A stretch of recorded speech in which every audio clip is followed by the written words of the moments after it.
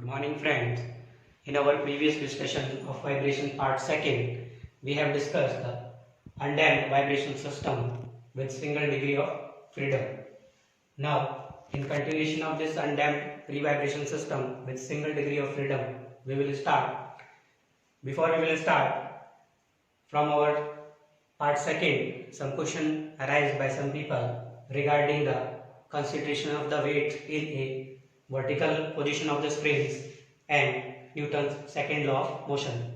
Now, starting with taking this vertical position of spring and now considering the effect of the weight of this mass which is attached with this spring.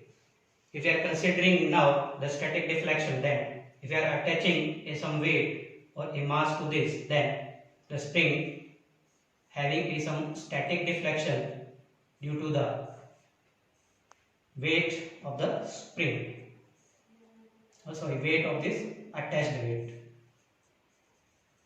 This is the effect of mass of this attached mass, and this deflection is known as the static deflection, XST. Now if you are giving some excitation to this in this vertical direction and X excitation is given in this direction, then due to this, if you are considering the Newton's second law of motion for solution of this type of problem, then firstly you have to find out the value of the restoring force. If you are considering this K is the stiffness of this spring, then firstly you have to find out the force created by this spring, and the force by this spring is equals to your this deflection X due to in this direction and this deflection XST due to the weight. Total deflection is in this direction. But for balancing this mg, now if you are taking some portion equal to this mg, then some portion of this force is balance this mg effect. That's why the net restoring force acting in this direction is equals to your this. Now if you are considering that if you are giving some deflection in this direction, and according to the Newton's, the force due to the acceleration is in this direction. If you are considering the Newton's second law of motion, then according to the Newton's second law of motion, the force is equals to your mass into acceleration, but also according to the Newton, it is given that the force is your equal and opposite.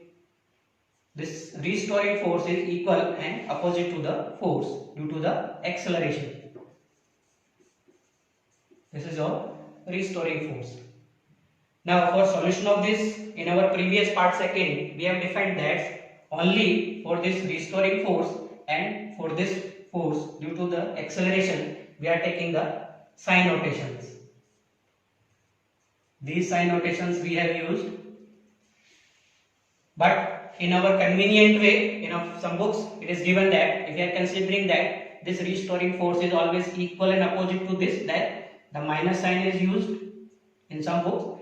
It means it represents that if you are considering this positive and this should be negative, opposite to this. But in our notation, if you are considering that this is in negative direction and this is in positive direction, then we are considering that this is your negative and this is your positive, and ultimately it is the opposite to this. And if we finally solve this equation, then ultimately it is equals to your this. And finally, if we are finding the equation of motion, then by putting this value, the equation of motion from the Newton's second law is equals to your restoring force equals to 0. It means this sign notations are, the question arises about the sign notations. Now in some books it is clear that if you are considering that it is restoring force is always opposite to this force, that's why we are placing a minus sign in some books, and it will a convenient methods for representation of the opposite directions. But if we are using this, then the same equation we generate from this. It means this notation is only used for this by finding the equation of motions according to the Newton's second law. Now, if we are solving this problem by the help of our D'Alembert's method, then we know that according to the D'Alembert's method, the restoring force acting in this direction and inertia force which is equivalent opposite to this mx double dot. Now, according to the D'Alembert's methods, our free body diagram is this, and if we are applying all the equilibrium conditions, then we can solve the problems. And if we are solving from the D'Alembert's methods, then according to the equilibrium conditions, summation vertical is equals to 0, then we will achieve the same equation of motion from the D'Alembert's methods. That's why if we are using the Newton's law and if we are using the D'Alembert's principle, according to this we are generating the same equation of motion. Now, if we are putting the value in this equation, then plus the restoring force is equals to 0, and if we are considering the stiffness of the spring, then the stiffness of the spring is equals to your force upon deflection. But if we are considering this static deflection, then this is due to this force. That's why upon static deflection, and from this equation the static deflection is equals to your upon k. By putting this value in this equation, we can achieve the equation of motion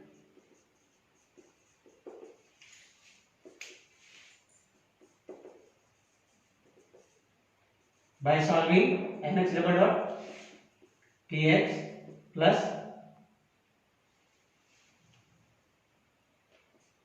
multiply by this plus mg minus mg equals to 0 by cancelling this. That's why the equation of motion is still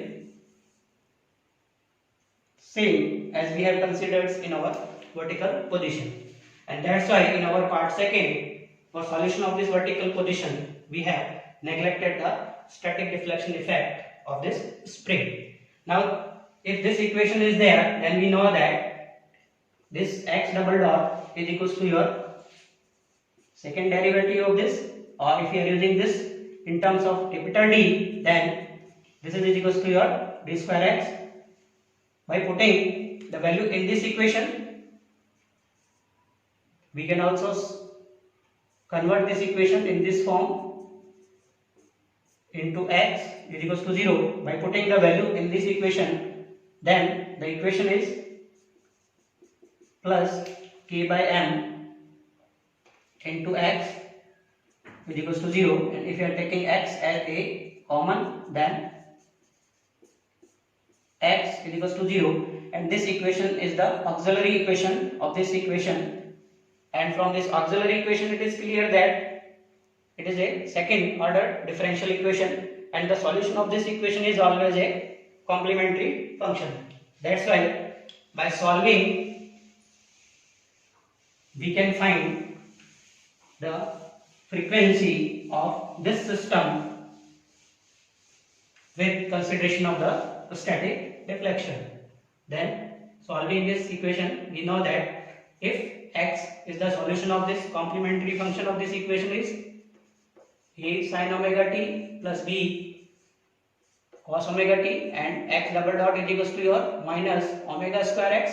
But we know that if it is a free system, then the frequency of the system is known as the natural frequency of the system. If we are removing the axial excitation, and at that time the system frequency is the natural frequency, that's why we are putting the n, omega n, which is the natural frequency of the system.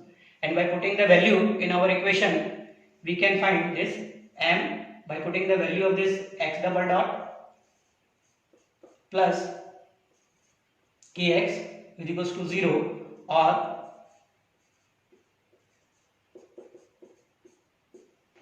into x is equals to 0, and this should be equals to 0. That's why minus k is equals to 0 and omega n is equals to your under root of k by m. Same which we have received in our first derivation of the vertical position in part second. It means the same frequency of the system is achieved when we are considering the static deflection also. Now, in continuation of this undamped free vibration system, we are discussing the further systems which are used in this undamped single free vibration system with the single degree of freedom system, in which first is your simple pendulum.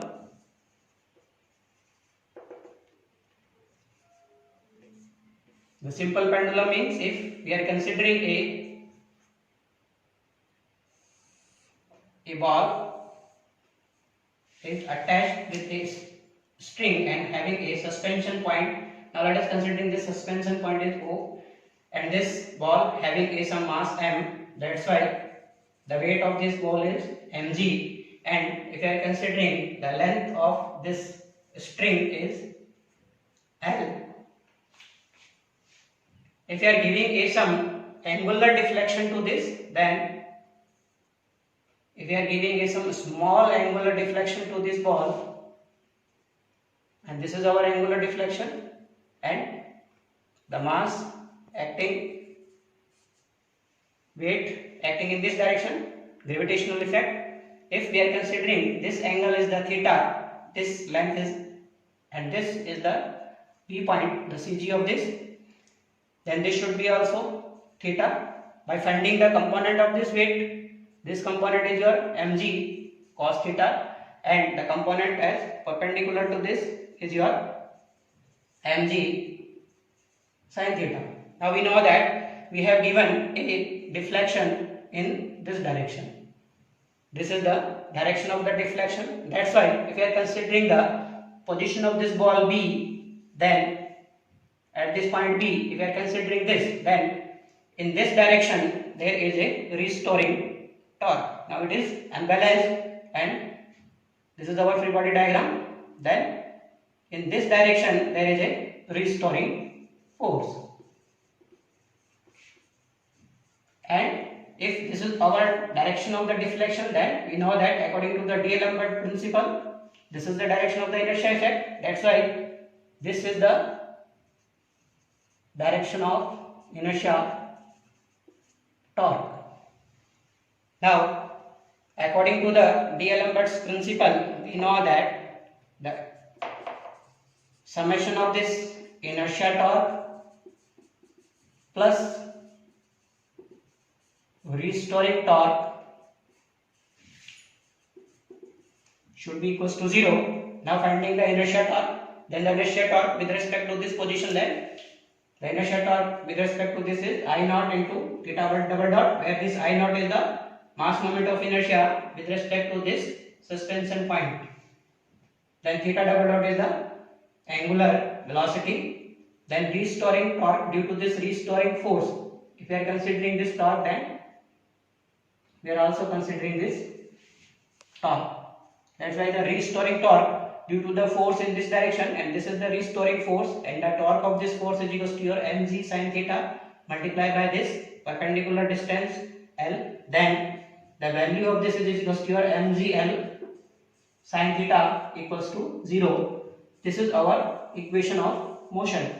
But we are considering that this angular deflection is a small deflection. That's why if limit says to theta tends to 0, then sin theta is your theta. By putting the value in this equation of motion is your I naught theta double dot plus mg L theta equals to 0. This is our equation of motion for this simple pendulum. For the solution of this, we know that this is also a, if you are considering this theta double dot, then it is the second derivative of theta. That's why we can convert in terms of this capital D square theta.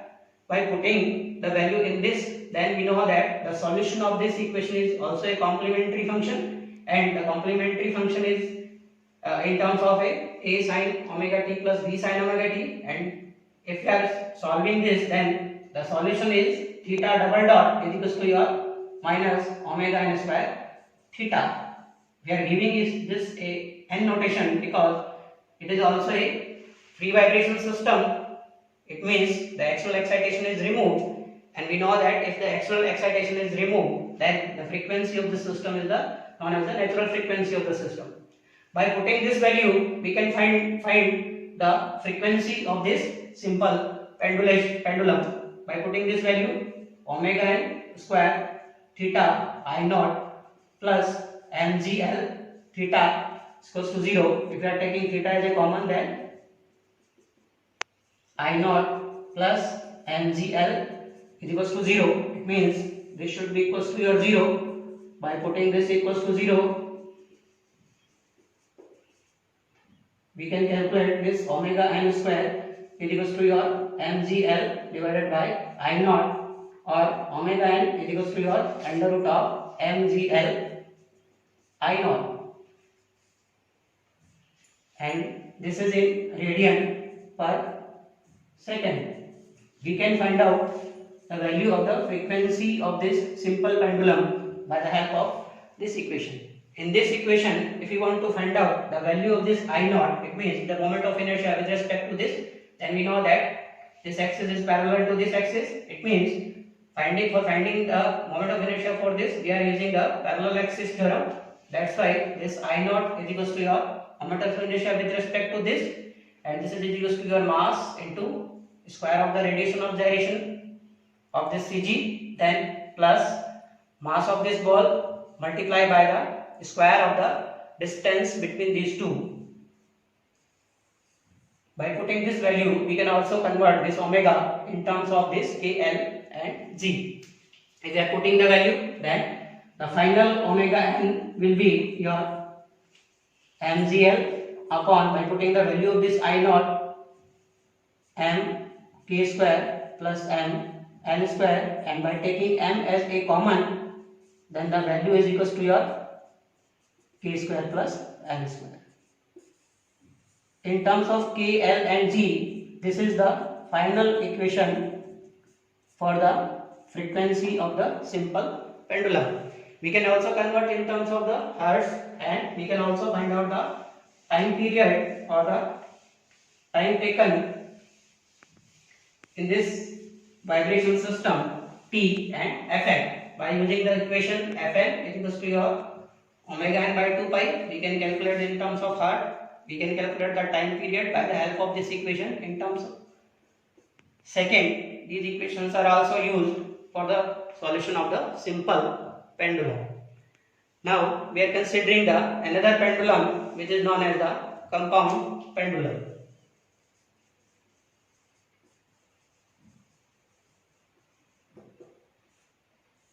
The compound pendulum is nothing. If you are using a solid bar or a solid body which is suspended to any point, if we are considering that this is the suspension point of this body, if this body is suspended at this point, then let us considering this point is A, and this is the center line of this, and this is the CG of this rod. That's why the total weight is acting in this direction, mg, and let us considering that the length from this suspension point to the CG is the L. Now if you are giving some small angular deflection to this system, then it will start to oscillate about this point. If you are giving this, then it will start to rotate, oscillate about this point. Mass of this, it means the gravitational effect due to the mass in this direction, and it will start to oscillate in this manner. This is the oscillation of this compound pendulum. If this angle is the theta angle, and we know that this length is the solid length, that's why the L is the solid length, this point is your suspension point. This angle is also a theta angle, then the component of this weight is your mg cos theta, and the perpendicular component of this your mg sin theta. If you are considering that this is the direction of this deflection, that's why the direction of the restoring torque is this. This is the restoring torque direction, and also the direction of the inertia torque. Under equilibrium condition, the summation of torque is equals to 0 by the D'Alembert's method. Then we can say inertia torque plus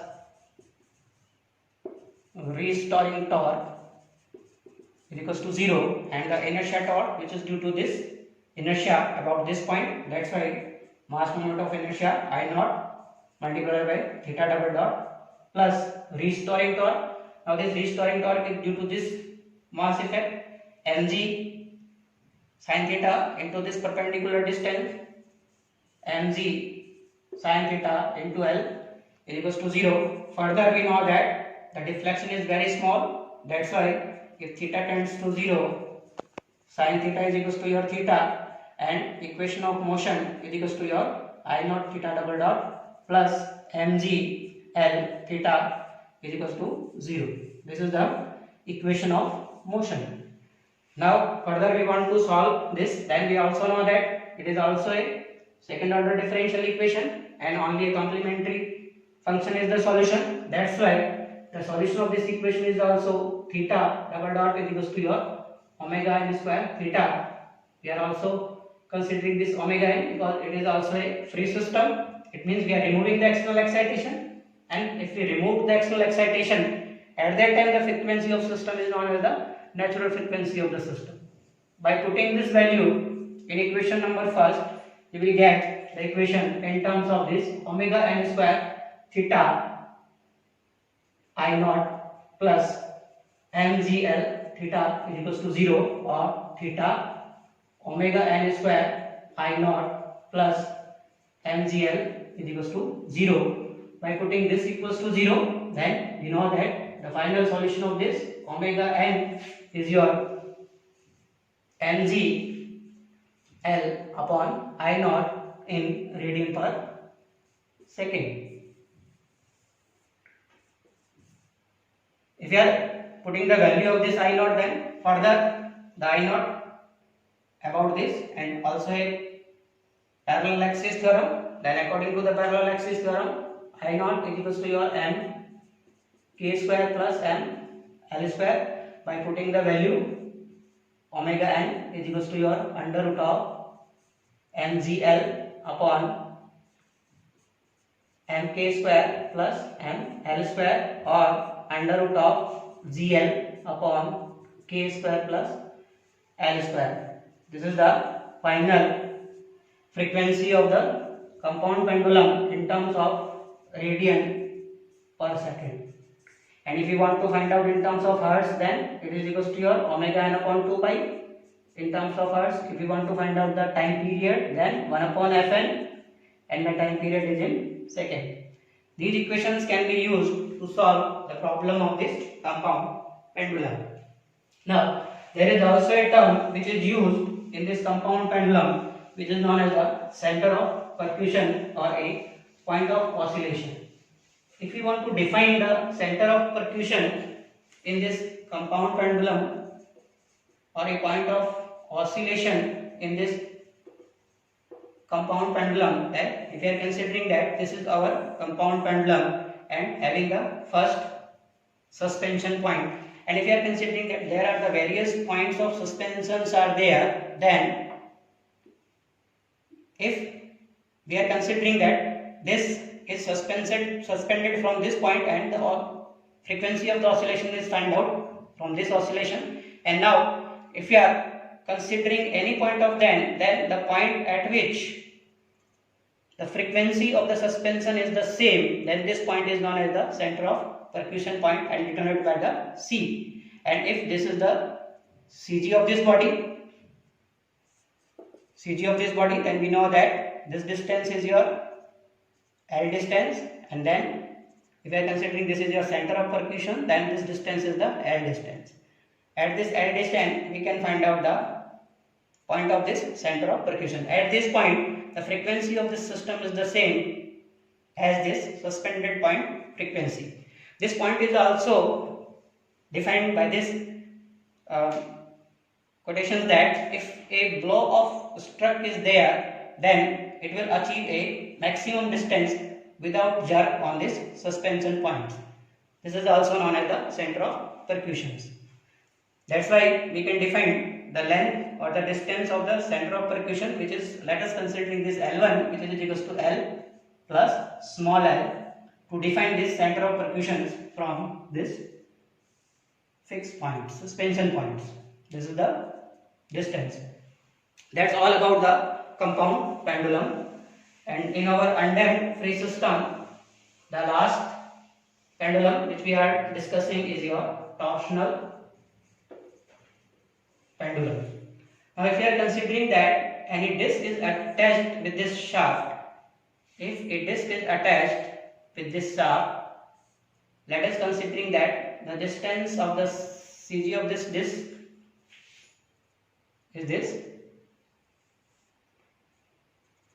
This is the CG of this disc and this is the length of this disc, and if we are considering the stiffness or the torsional stiffness of this shaft is the KT, and then mass of this rotor or disc is the M. Then if we are considering the top view or this view, if we are considering this disc in this view, then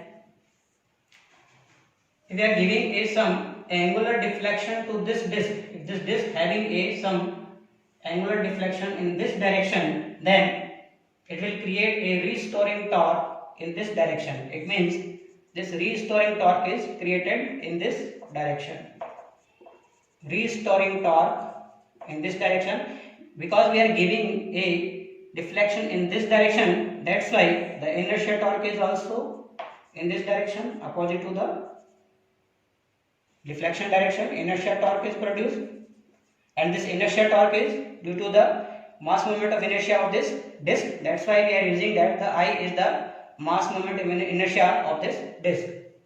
We are using that it is a disc or a rotor, and we are using that it is a shaft. Now, according to the D'Alembert's methods, the total inertia torque plus restoring torque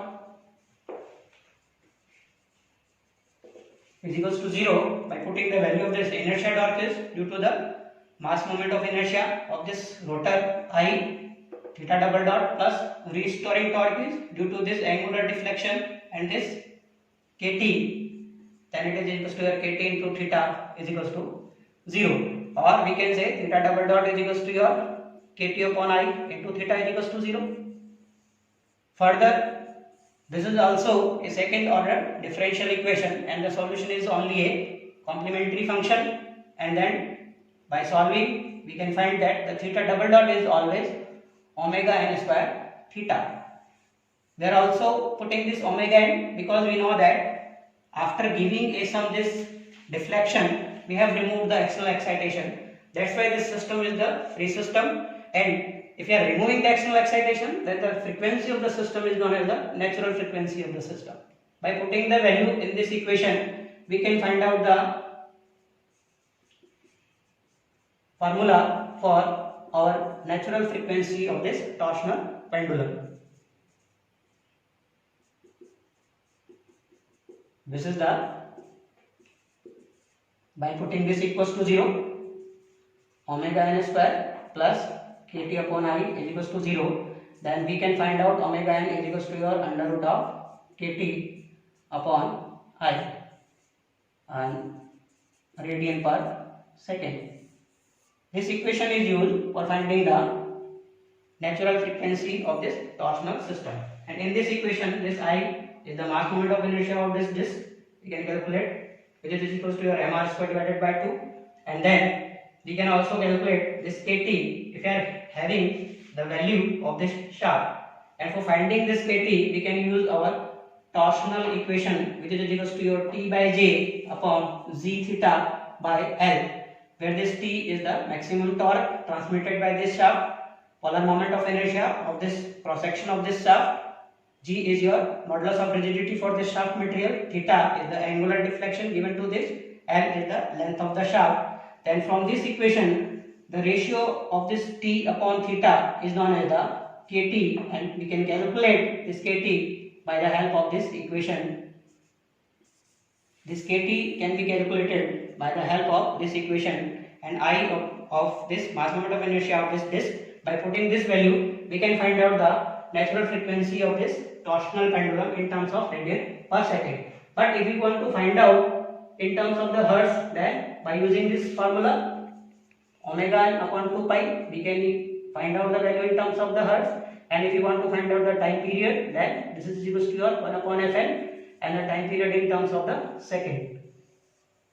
So friends, that's all about the all cases of the undamped free vibration system with single degree of freedom.